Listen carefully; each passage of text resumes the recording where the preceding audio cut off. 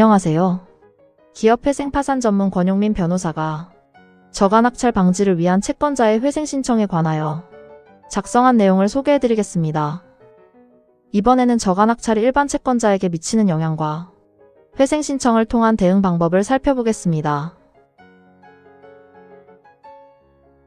담보권자는 담보 목적물의 교환 가치에서 일반 채권자보다 우선하여 변제받습니다.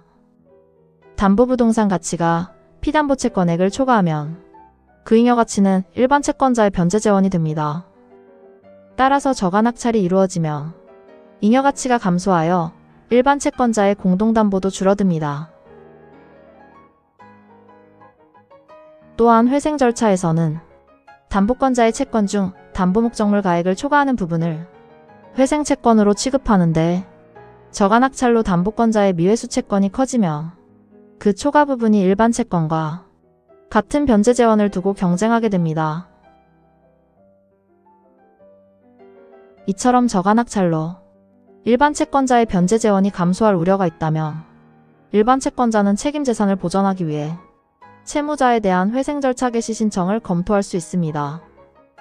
다만 실제 신청 가능성을 판단하려면 시가 예상 낙찰과 피담보 채권액과 경매 후 잔존 재산 등을 검토해야 합니다. 채권자가 회생을 신청하려면 이러한 저가낙찰로 인하여 채무자에게 파산의 원인인 사실이 생길 염려가 있어야 합니다. 저가낙찰로 인해 책임 재산이나 영업 기반이 감소하여 지급 불능 또는 채무 초과 우려가 있음을 구체적으로 소명해야 합니다. 이러한 신청 원인이 있더라도 모든 채권자가 신청할 수 있는 것은 아닙니다. 신청 채권자는 별도로 법정 신청 자격도 갖추어야 합니다.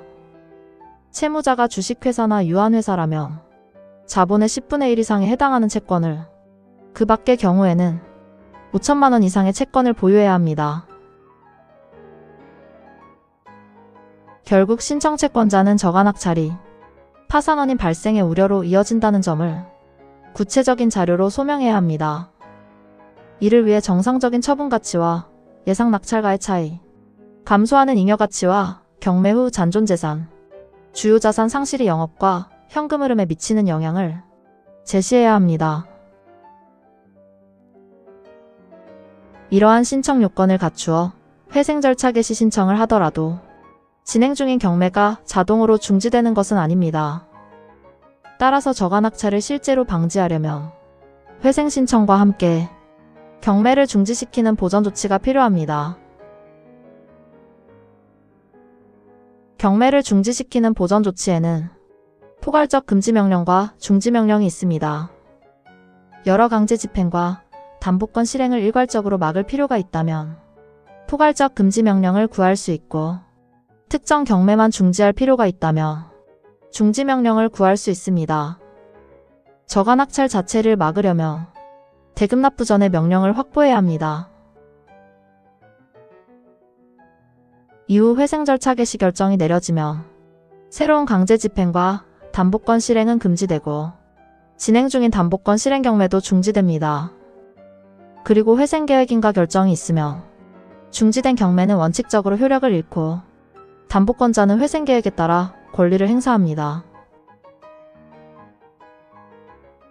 대법원은 부동산이 매각되고 매각대금까지 납부되었더라도 배당 전에는 경매 절차가 종료되지 않았다고 보았습니다. 따라서 그 전에 회생 절차가 개시되면 경매는 중지됩니다. 다만 이미 이루어진 소유권 이전을 되돌릴 수 있는 것은 아닙니다. 그러나 저가낙찰을 막을 필요가 있다고 해서 일반 채권자가 언제나 회생 절차를 신청할 수 있는 것은 아닙니다. 특정 담보권자의 권리 행사를 단순히 지연시키기 위한 신청이거나 회생 절차가 채권자 일반의 이익에 적합하지 않다면 법원은 회생 신청을 기각할 수 있습니다. 따라서 저가낙찰 방지를 이유로 회생을 신청하려면 경매 중지가 특정 채권자만이 아니라 채권자 전체의 이익에 도움이 된다는 점을 소명할 필요가 있습니다. 회생 신청의 목적은 담보권자의 우선 변제권을 박탈하는 것이 아니라 책임 재산의 가치를 보전하고 채권자들의 권리를 회생 절차 안에서 집단적으로 조정하는 데 있습니다. 정리하면 일반 채권자가 저간악찰에 대응하여 회생을 신청하려면 파산 원인 발생의 우려와 신청 자격을 확인하고 그 원인을 구체적인 자료로 소명해야 합니다. 지금까지 기업회생 파산 전문 권용민 변호사가 작성한 저간악찰 방지를 위한 채권자의 회생 신청에 관한 내용을 소개해드렸습니다. 좋은 하루 보내세요.